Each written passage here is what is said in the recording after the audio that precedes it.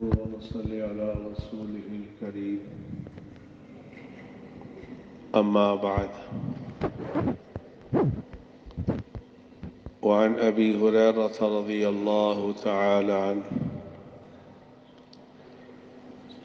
قال قال رسول الله صلى الله عليه وسلم: أمرني ربي بتسع: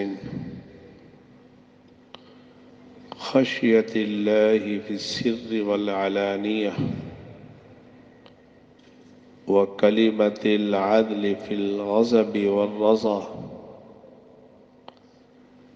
والقصد في الفقر والغنى،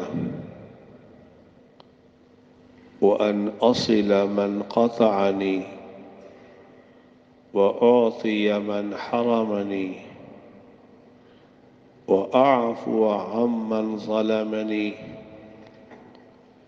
وأن يكون صمتي فكرا، ونطقي ذكرا، ونزري عبرة، وآمر بالعرف وقيل بالمعروف، أو كما قال عليه الصلاة والسلام: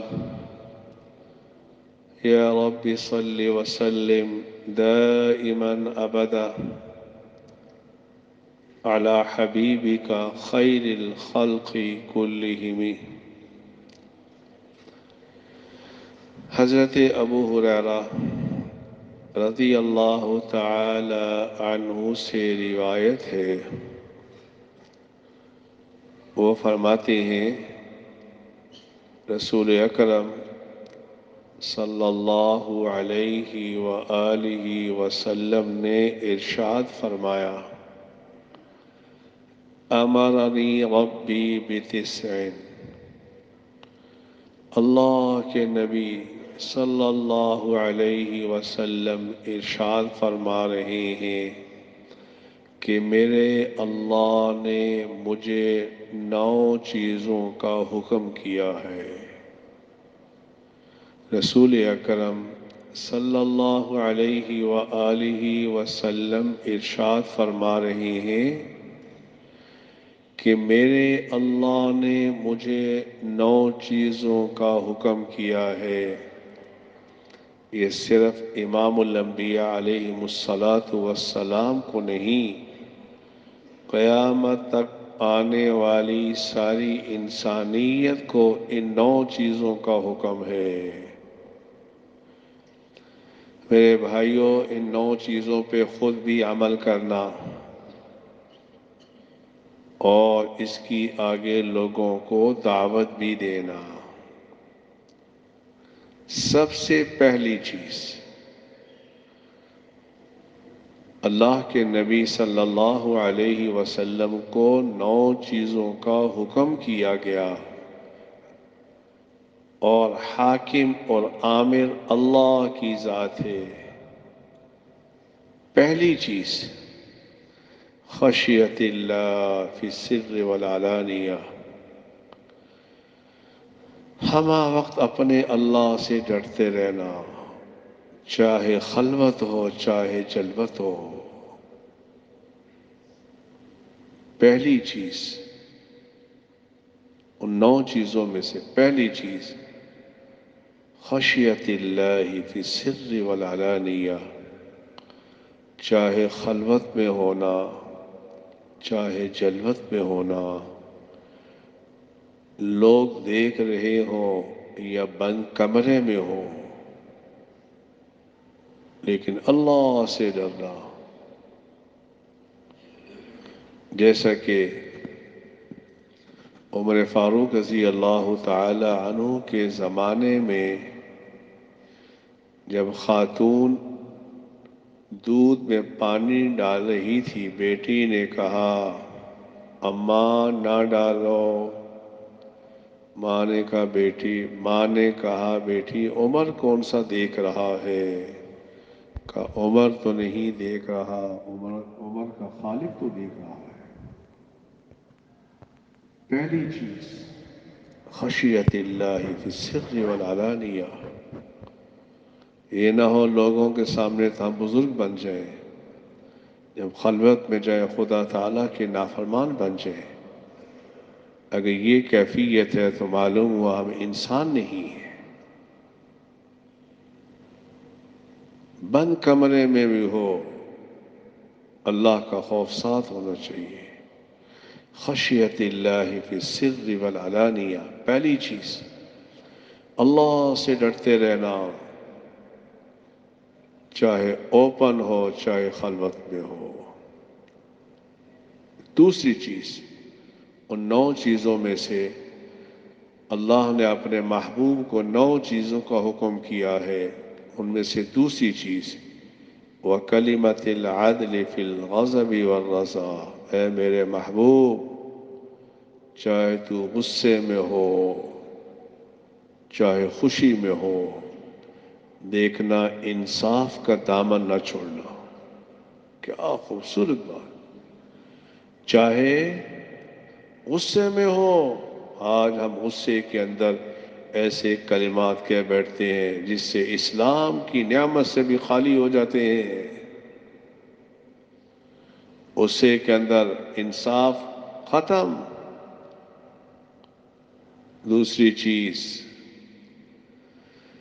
اے میرے محبوب چاہے تو غصے میں ہو چاہے خوشی میں ہو، دیکھنا انصاف کا دامن نہ چھوڑنا۔ تیسری چیز والقصد فی الفقر والغنی، کیا معیشت کا بہترین طریقہ حضور نے ارشاد فرمایا، میانہ روی، چاہے کثرت مال ہو چاہے فقر ہو، اے میرے محبوب میانہ روی نہ چھوڑنا۔ آج یہ ملک کی معیشت جو تباہ ہوئی ہے، ملک کی معیشت، ہر آدمی ٹینشن میں ہے، اس نے اس جملے پہ عمل نہیں کیا۔ والقصد فی الفقر والغنی، چاہے مالداری کا زمانہ ہو چاہے تنگ دستی کا زمانہ ہو، اے میرے محبوب میانہ روی کو نہ چھوڑنا۔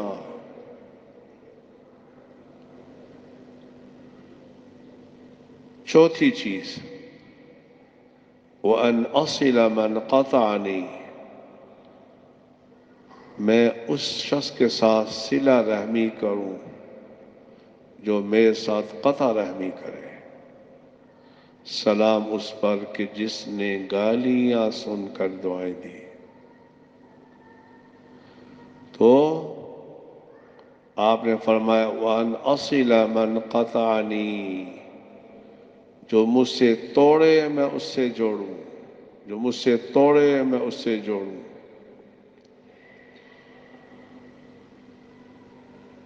چھٹی چیز وَأُعْطِيَ مَنْ حَرَمَنِي، میں اس کو دوں جو مجھے محروم کرے۔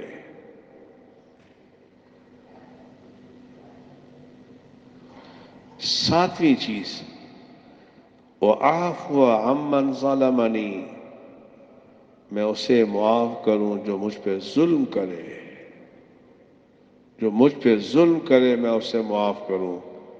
مولا رقاری نے مرقات شاہ مشکات میں نقل کیا ہے، جبکہ اس کے پاس بدلہ لینے کی قوت بھی موجود ہو، کہتا نہیں میں معاف کرتا ہوں۔ ساتویں چیز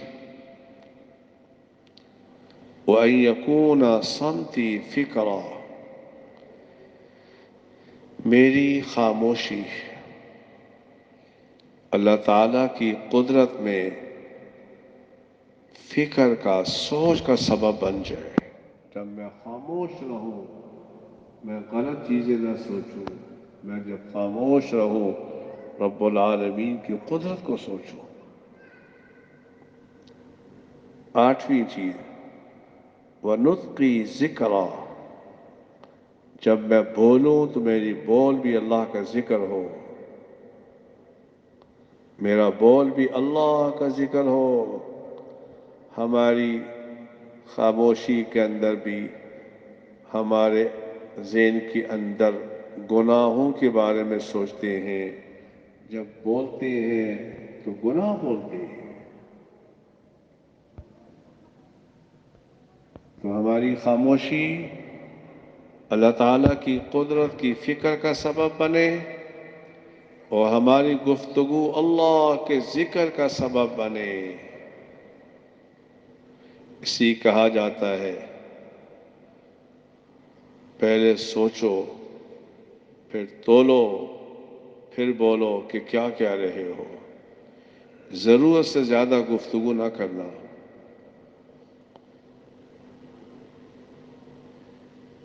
اسی لیے رسول اکرم صلی اللہ علیہ وسلم کی ایک حدیث ہے، آپ نے فرمایا من صمت نجا، جو زیادہ خاموش رہتا ہے وہ نجات پا لیتا ہے.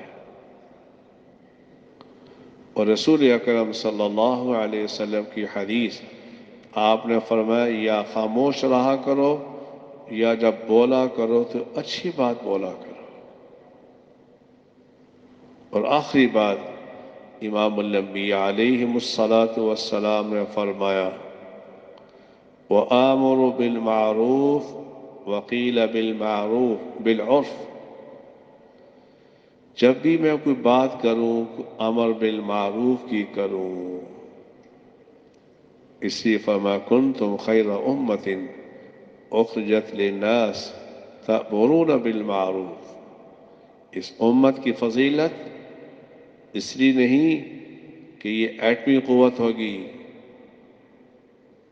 یا اس کی تجارت بڑے عروج پہ ہوگی یا اس کی معیشت اعلیٰ درجے کی ہوگی. اس امت کی خیریت کا سبب تأمرون بالمعروف وتنہون عن المنکر، امر بالمعروف کرنا اور نہیں عن المنکر کرنا. میرے بھائیوں، آج اس امت نے یہ فریضہ چھوڑ دیا. آج اس امت نے اس فریضے کو چھوڑ دیا. اس لیے یہ امت اس وقت ذلیل ہو رہی ہے. یہ ذلت کے فیصلے کبھی بھی زمین پہ نہیں ہوا کرتے. یہ ذلت کے فیصلے کبھی بھی زمین پہ نہیں ہوا کرتے. یہ ذلت اور عزت کے فیصلے میرے بھائیوں ہمیشہ آسمان پہ ہوتے ہیں. قل اللہم مالک الملک تؤتی الملک من تشاء وتنزع الملک ممن تشاء وتعز من تشاء وتذل من تشاء بیدک الخیر انک علی کل شیء قدیر. میرے بھائیوں، اگر ساری انسانیت مل کر کسی کو ذلیل کرنا چاہے، اللہ نہ چاہے اس کو کوئی ذلیل نہیں کر سکتا. اور اگر اللہ کسی کو ذلیل کرنا چاہے، ساری انسانیت اس کو عزت دینا چاہے، عزت نہیں دے سکتے. اس لیے 9 چیزیں ہیں. میرے نبی نے فرمایا امرنی ربی بتسع، میرے اللہ نے مجھے 9 چیزوں کا حکم کیا ہے. میرے بھائیوں، خود بھی عمل کرنا، آگے اس کی لوگوں کو دعوت بھی دینا. اللہ مجھے بھی آپ کو بھی رسول اکرم صلی اللہ علیہ وسلم کے اس فرمان پر عمل کرنے کی توفیق عطا فرمائے. وآخر دعوانا الحمد للہ رب العالمین. الحمد للہ